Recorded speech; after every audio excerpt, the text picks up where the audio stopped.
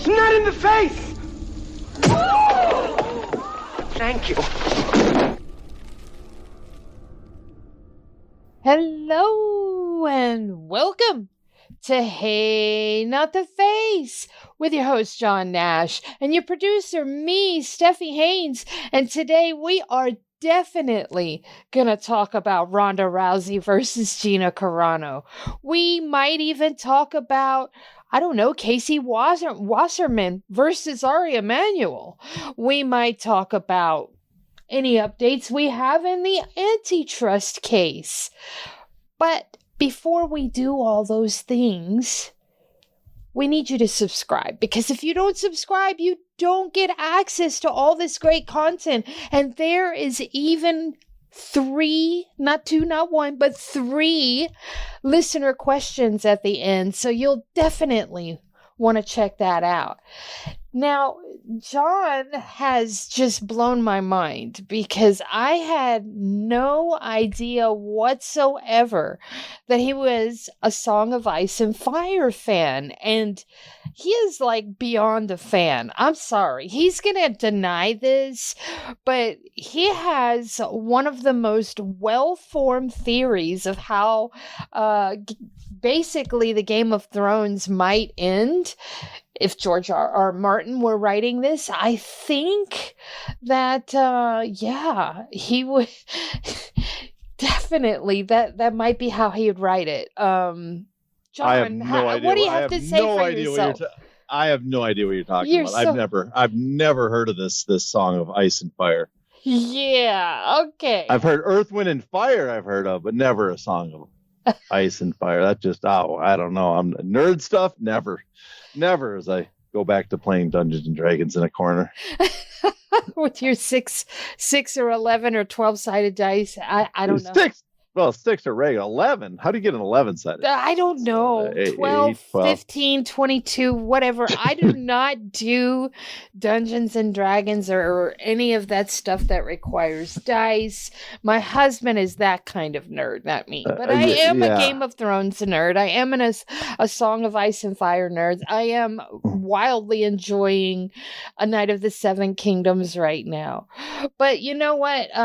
Just real quick, to close off this topic, I do want to say that I loved you all the things that you were suggesting for Robert Duvall, because we talked yesterday and you were telling me some movies to check out, and one of them was Apocalypse Now, and I remember seeing that I had seen it when I was a kid, but I remember nothing about it because I was a little kid and I watched it on cable. But I ended up watching that big long one that's like 3.5 hours long. And you told me that's like the revisionist one or something like that. The one where Francis Ford Coppola put all the stuff from the cutting floor back into the movie. Yeah, it sounds like you saw Apocalypse Now Redux. Yes, which that is Redux. His revisit of it. It's not the... I recommend especially if you don't remember it, I recommend the theatrical version, the original. But Redux is still worth seeing, especially if you've seen the first, because it's just interesting to see what he took out and how it would have played with that. So it's still, and now I recommend, as I told you before, if you've seen Apocalypse Now Redux is the documentary Heart of Darkness about the making of the movie. Yeah. And you had mentioned the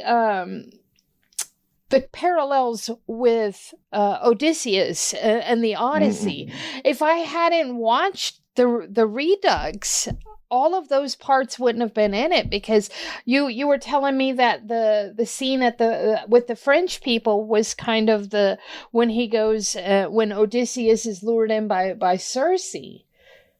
Yep. Oh yeah. It's much more obvious, especially Robert Duvall is the Cyclops, and it doesn't come across when you watch the Apocalypse Now, but you watch Redux, it's obvious he's the Cyclops searching for them as they get away, and just all these things. So the every movie, though, there's a lot of movies of the Odyssey, although this Apocalypse Now Redux is one of the better ones, but still the best adaptation of the Odyssey is The Warriors.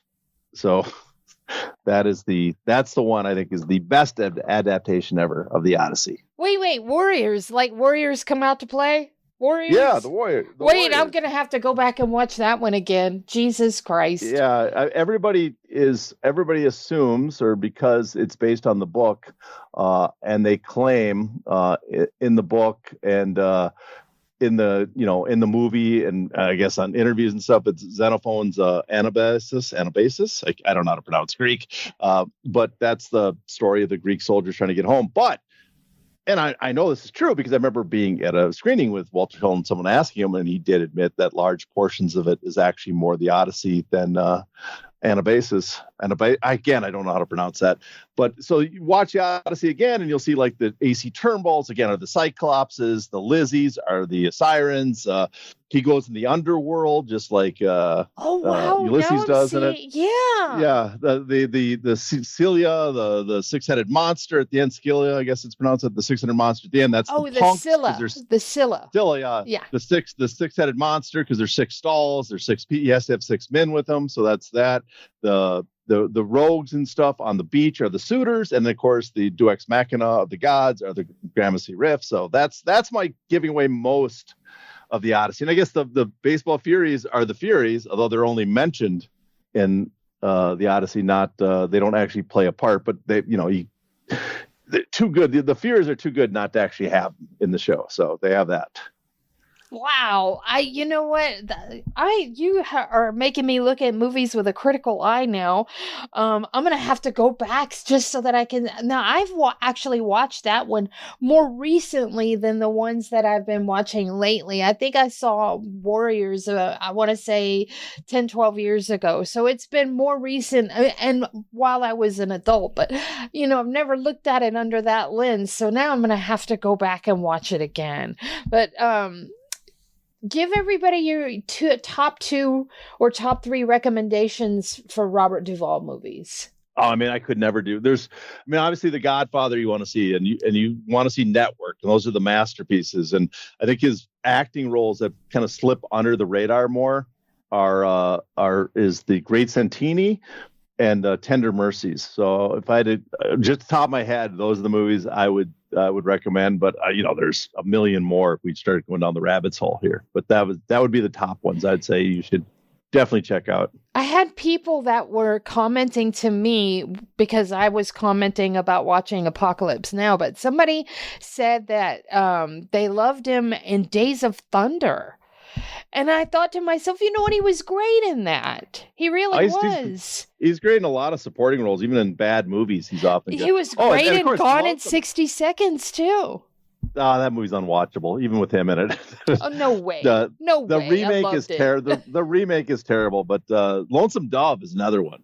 Absolutely amazing on that, the two. So, and then there's there's more recent stuff. Open Range, he's great and so there's plenty of movies to choose from. So I think we've but that's the top ones. I think they're obviously masterpieces, so that's why they get recommended. But that would be the ones I would, and the one that people often miss again is The Great Santini and Tender Mercies. So that would be the 2 I would check out.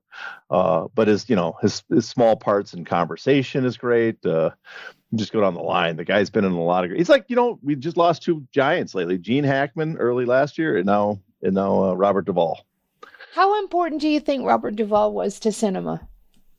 It's a different era now, and I don't know if young people realize how big he was. Just that type of actor, that you could have actors that aren't stars, that aren't like handsome actors or like action stars, but you could open movies with him. They did Tender Mercies. There's movies that got released into the theaters because it had a Gene Hackman or a Robert Duvall.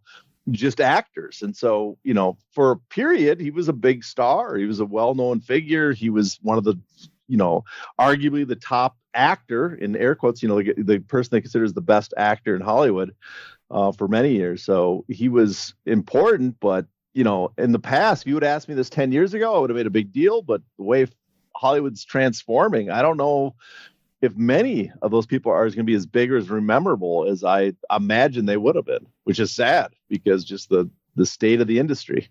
Okay, I have one last question for you. I watched Dog Day Afternoon to refresh myself on it. And, once again, it was terrific.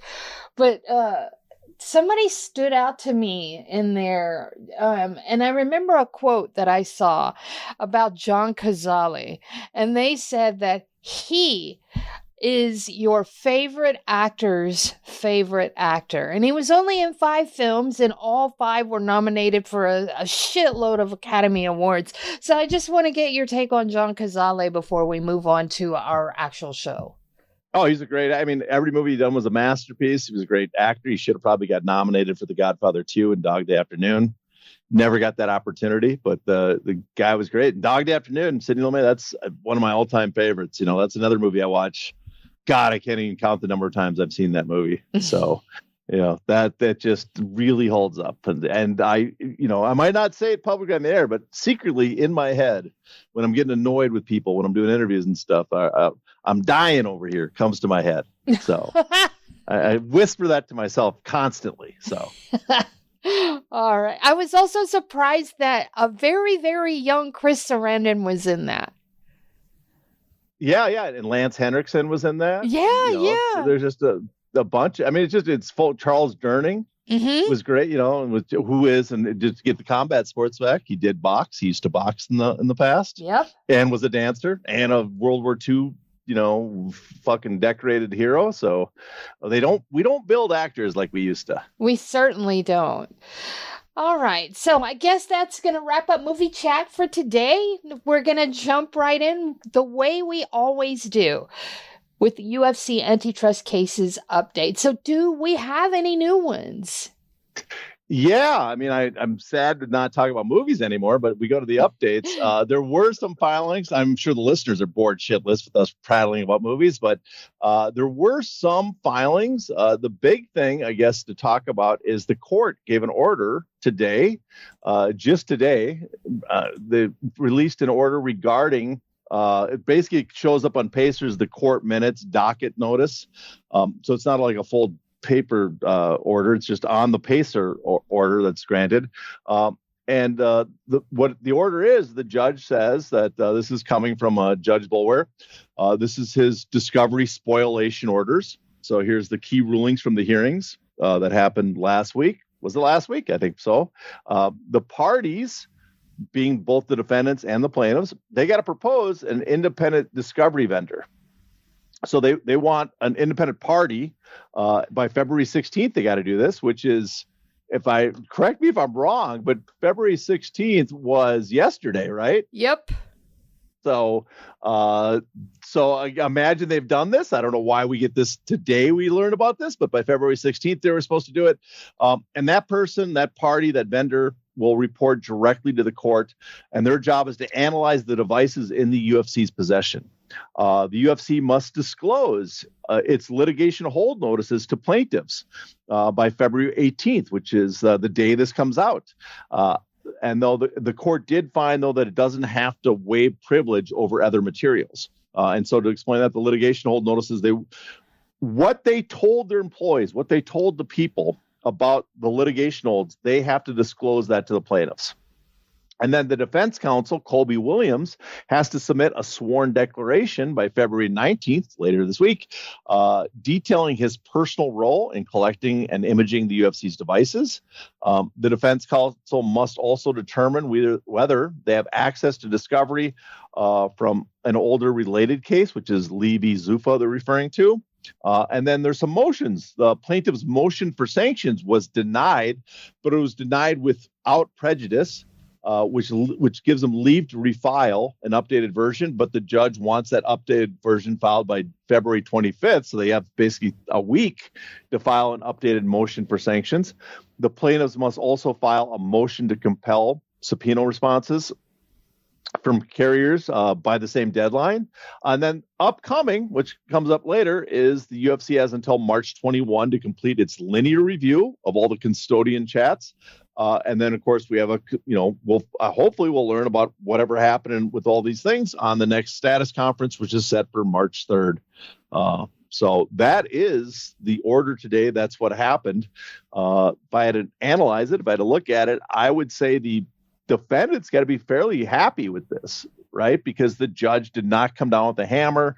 He's holding off that. He's asking for the plaintiffs to resubmit sanctions, which suggests to me that the worst of it, the worst possible sanctions possible, are not in the cards. And so the defendants, the UFC, who again apparently lost years of material on the cell phones, did not properly take control of them, had everything thrown in a bunch of cell phones thrown into a corner. Apparently some cell phones got stolen, again, in air quotes, by a relative of Ari Emanuel, that have not handed over all their material. All these problems, it seems like the judge is not going to lower the hammer, which everybody was thinking was a possibility. And I know, just based on the reaction when I was there, that was what the defendants were mighty scared of when they went in to testify at the hearing. And so it looks like they might have dodged a bullet there. Yeah, a gigantic poison bullet at that. All right, so there you have it, folks. This week's antitrust updates. From here, we are going to ask John if he was at all surprised that Ali Abdelaziz now wants you, almost demands, he did demand, for you to include him in your antitrust filing tweets, because he was pretty hot under the collar that we mentioned dominance in MMA without mentioning him. He unblocked you for this. What do you think of all that?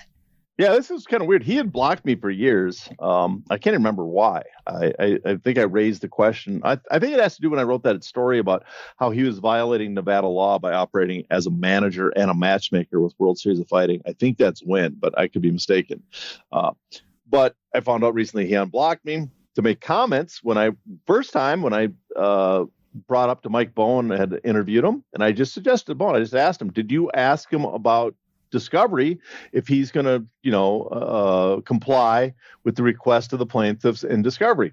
I don't think it was very rude. I don't think it was, I thought it was a very legitimate question, and Bowen said he didn't, but next time he will. And Ali Abdelaziz apparently got upset at that and said I should, that he gave the material to my wife, who I'm not married, but I did ask my significant other, and she said he didn't give her anything. So I think he's just, he's mistaken there as well.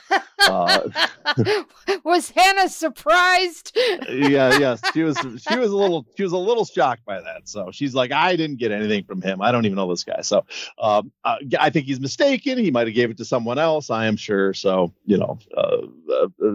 Ali probably was a little confused.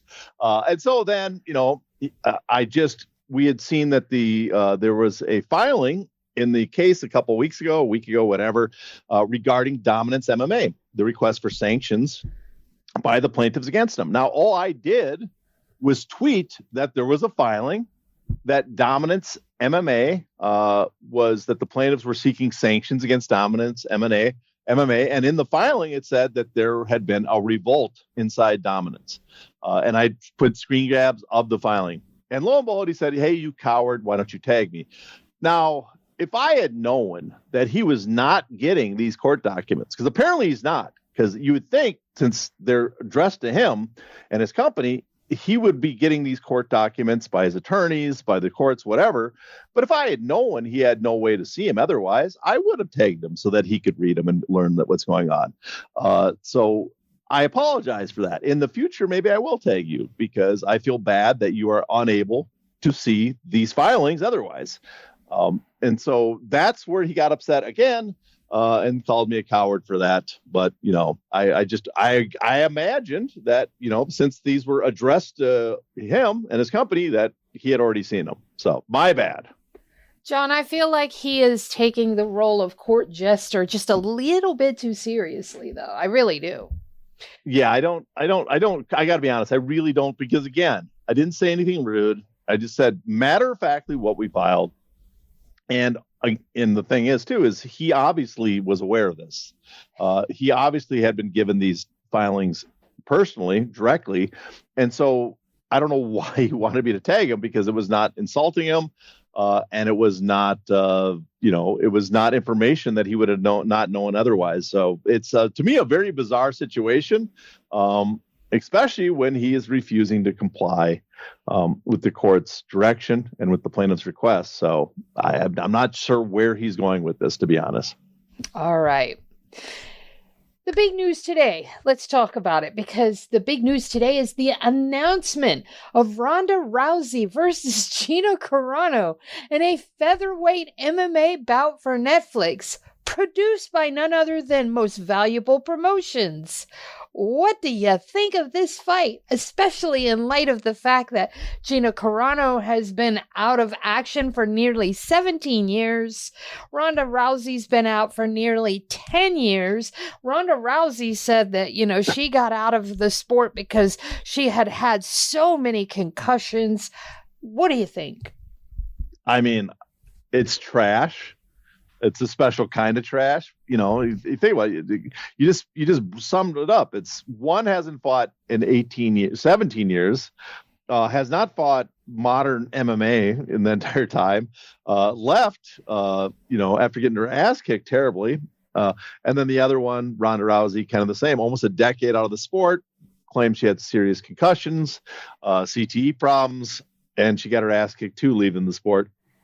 Which is that's how most people do leave the sport, is you get your ass kicked. So I can't hold that against them. But it's a fight I have no interest in. It seems like, it's just not an interesting, relevant fight. But the sad fact is it might be a huge fight. So, no one really cares what my opinion. I am not the target audience for this. So whatever I say, I have, as you know, Stephanie, I am not a fan of freak show fights, really. That's right. I did not like, I don't watch the Jake Paul fights except for I tuned in. I didn't even really tune into the Tyson one. I did other stuff I was on, but I tuned in for the, Anthony Joshua in the hopes that Anthony Joshua would do his fucking job and lay him out, which he waited too long for that. But I skipped almost all of his other fights. I skipped, I would have skipped McGregor versus Mayweather. I had no interest in seeing that, but I walked out of a movie theater and into the back door, into the back, area of a bar that was showing it. And I said, well, shit, I don't have to pay the cover. I'll just sit here and watch it. So that's the only reason I watched that. I skipped the Kimbo Slice, fights on Bellator. I've skipped a lot of these freak show fights. I'm just not particularly into them, but I understand there's an appeal that fans like them. And so I am not the audience for it, but they will find a massive audience for this, I'm sure. Do you think that this will outshine the White House card? Because a lot of media and fans, self-proclaimed pundits, seem to think that this is going to be bigger than the White House card, that it could be the card of the year. Well, card of the year is saying a lot. Could it be bigger? Yeah, it's possible. It gets more eyeballs. Because right now Ronda Rousey and Gina Carano are probably more well known. There might be a greater, curiosity thing with this. These female stars that you've heard about from the past, that could possibly draw. We haven't heard a big enough name yet on the White House card that has that mass casual appeal that can compete with this. But the White House itself is the attraction as well, and so that could end up drawing more. It's hard to say at this point. One thing the White House card has the advantage of being the White House card. So it's going to be talked about a lot in mainstream press just for that fact. But the one real big advantage this has, it's on Netflix. And Netflix just has a much bigger reach. There's just more people watching Netflix than Paramount, more people paying attention. So Netflix's algorithms can push this on people easier. And for that reason alone, that could give it a huge boost. But is it, right now I still probably lean to the White House card for curiosity, although there is a chance that a segment of the fans are so turned off by, Donald Trump that they tune out. Apparently, I've been hearing that the Scott Galloway's suggestion for people to do economic strikes and targeted economic strikes is actually working. That a lot of people are canceling subscriptions. If that's true, then I could possibly see a percentage of the country decide who would normally watch this decide not to, because they're turned off by the current administration, and that would help obviously Rousey and them because they would have the competition. But right now I could see either one doing gangbuster numbers and beating the other. So it's hard for me right now to say which one I think is going to do more, but I think it's a serious potential that this card does as much as the White House card. This is MVP's very first foray into MMA. There's a lot of people out there saying they're not. Chael Sonnen said that the biggest story isn't the fight itself. It's that MVP came into the MMA world with this fight, with the biggest fight, and putting it on Netflix for their very first entry to the sport. What do you think of that? Well, I don't take it as that big a story because I don't view MVP getting into truly as like a rival MMA promotion. This is not what they try to do with PFL. This is not what they try to do with Strikeforce or Bellator or Elite when they try to make this structure a league, air quotes, a competing league structure. Again, the league's in air quotes because they're not leagues, but this kind of walled garden imitation of the UFC. They're not doing that type of investment. What MVP is doing is we are just putting on big spectacles that are fights, be it boxing or MMA. We couldn't put a boxing card together that could get the attention and make Netflix happy. And so we are putting on this fight, MMA fight, that's going to do the same. That's how I view it. So okay. It's a big news in the sense that there's going to be an MMA event that's going to be very big, very well viewed, very highly, a lot of revenue. I'm sure Netflix pays a pretty penny for this, especially because the MVP's involved and, Nikisa Badarian understands their type of finances. So I'm sure he can get a very large payout for this. And so that's noteworthy, but they're not putting on like consistent shows per year, things like that. So that's where I don't see it quite the same. I think it's kind of a one-off that has some chance of success. And the question will be, will there be future MMA spectacles, Someone did alternating. Suggest Francis Ngannou versus Rico Verhoeven. I mean, that's a possibility. I mean, didn't they kind of confirm Usyk's going to fight Rico? Which, that's in boxing, obviously that is, which is stealing Francis's fight.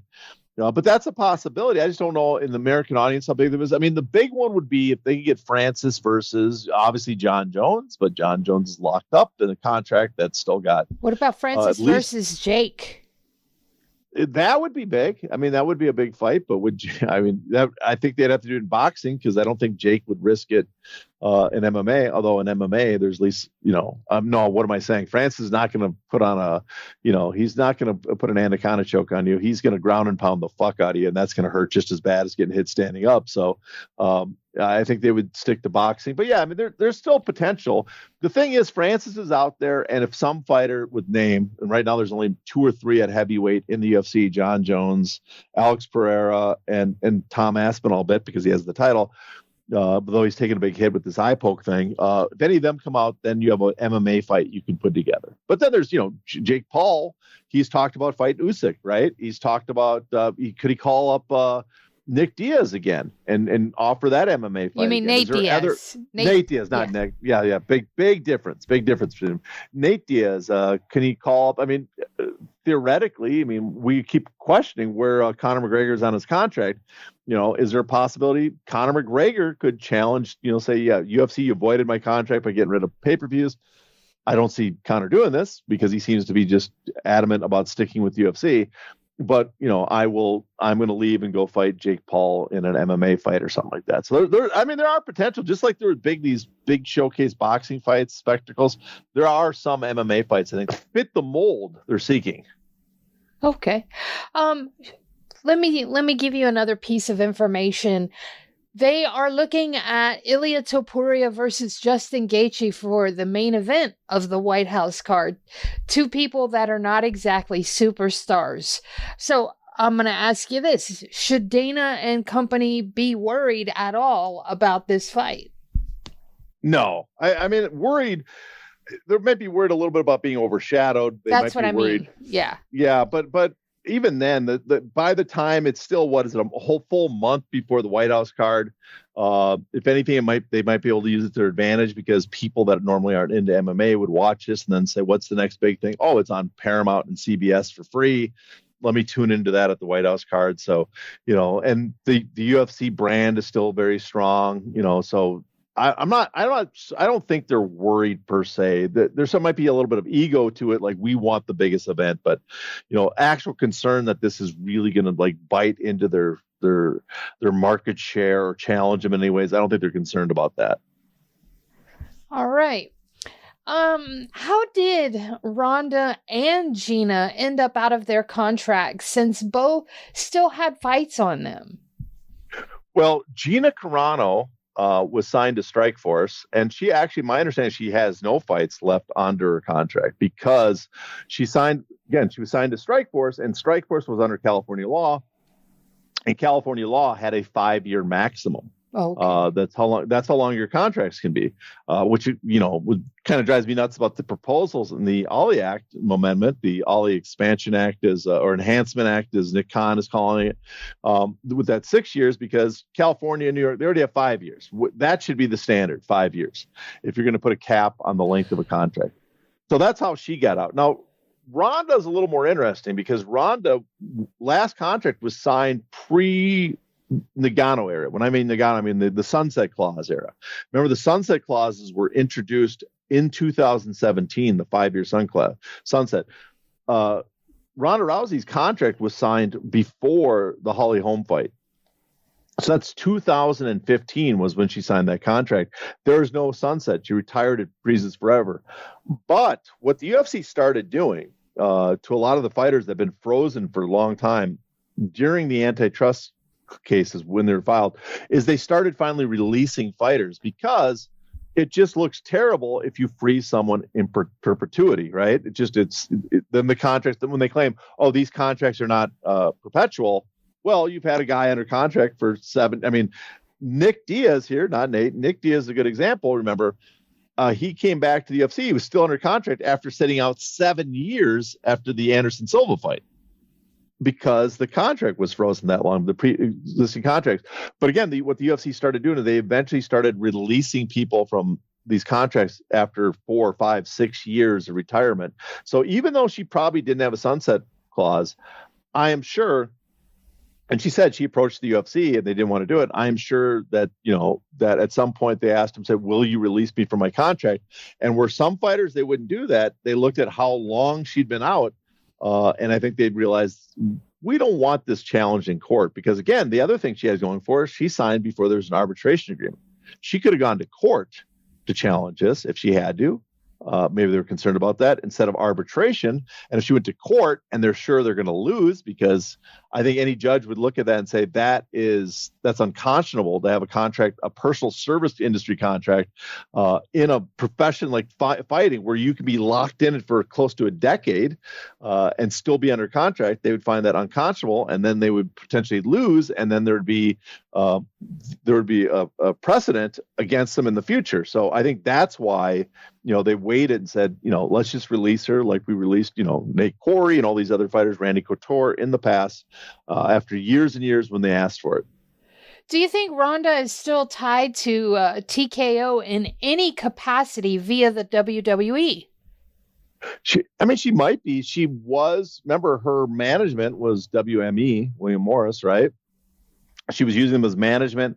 I don't know if she has any contractual. I believe her contract now, I don't follow it that closely, but based on Post Wrestling with Pollock and those guys talk about John Pollock and them at Post Wrestling, I believe they mentioned that she finished her WWE contract and left. So I don't think she's locked down with them. So I think she is in wrestling a free agent. So I don't think that's the case, but she might, she's probably represented by people, if no longer in WME, at least with connections to them. So it's hard to say for sure if there's any connections, but my understanding, she is not locked down with any components of the TKO company. Ronda said that her and Gina were in talks with Dana White last year for this match, but that they couldn't make it happen. Does that sound to you like it came down to money? It does in many ways. It also comes down to the fact that UFC is a brand, and they don't, they don't want to be known as the retirement home fight place.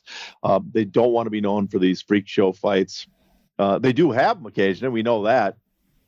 But on some of these, they do have an image they're trying to protect. So that might have been played in part of it. The other part is probably the finances, because they realized how much you could pay. UFC is just not going to pay that much.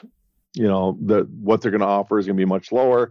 But it is, there is interesting because that, the previous Ronda Rousey interview, and also the Gina Carano one from with Ariel Helwani from before, I don't know how long ago, but that was interesting.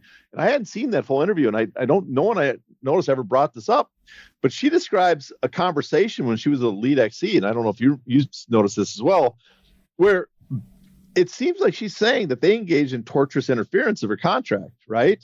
Because she was fighting, not elite, but even Strike Force, I should say, because they were making her offers to leave Showtime, whoever she was signed to, and come fight for the WEC. Don't fight Chris Cyborg, come over and fight for us. And don't worry, we will take care of your contract and stuff. We will take care of it, but we won't do it directly. That, Dana White and them, if that's true, that kind of contradicts what those guys always say about how they never interfere with other people's business. They never try to poach other people's fighters. This isn't them inquiring if you are out of your contract. That's fair. You can inquire to people, what's your current contractual state.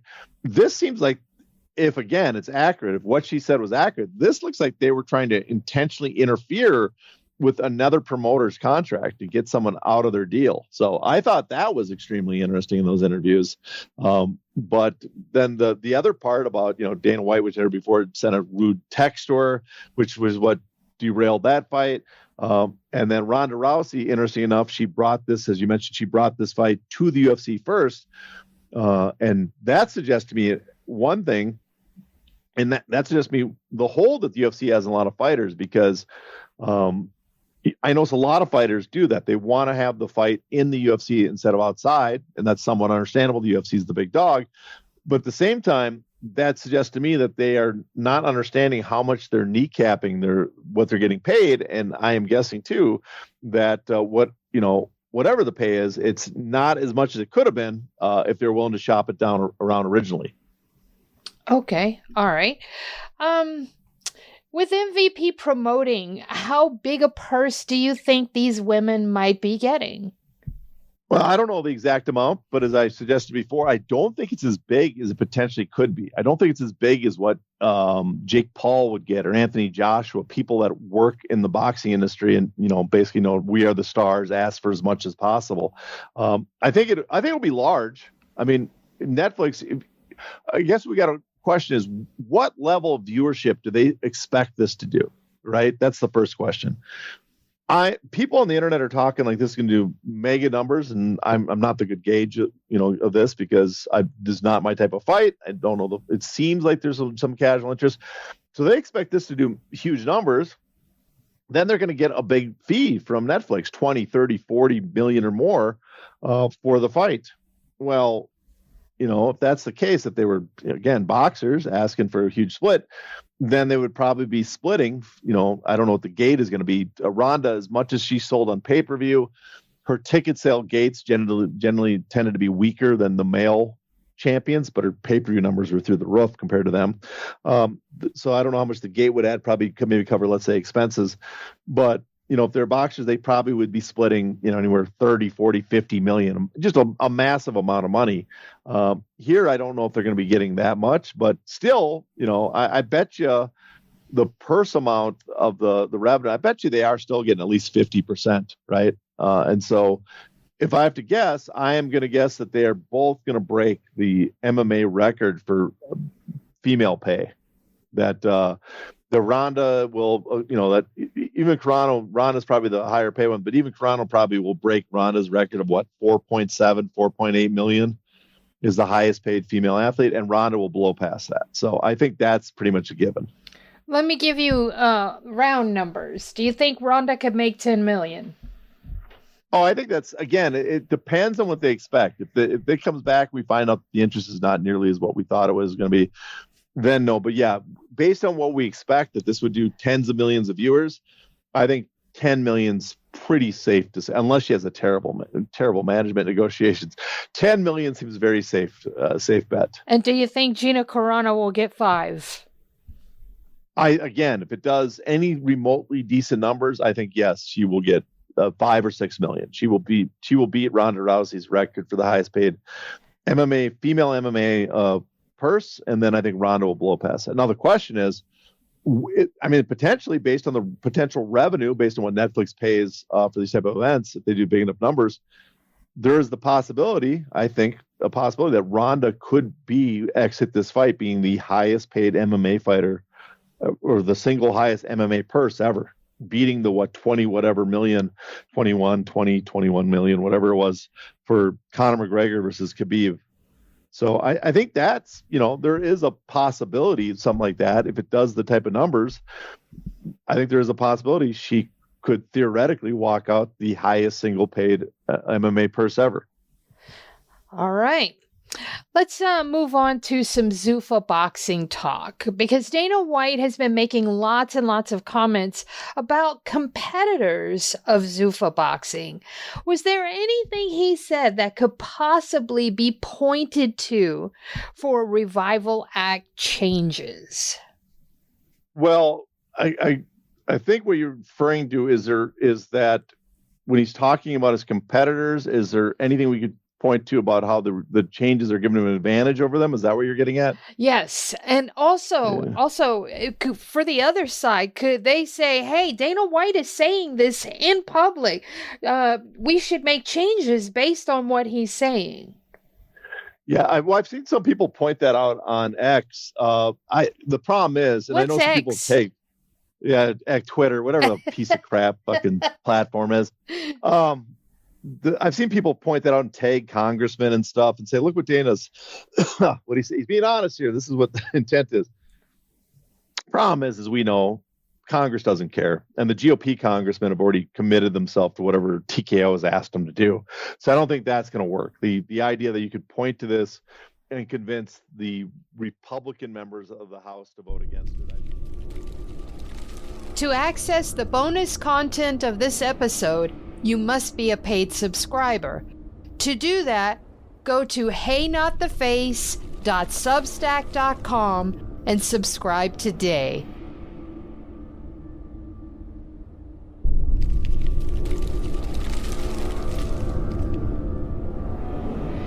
Ow!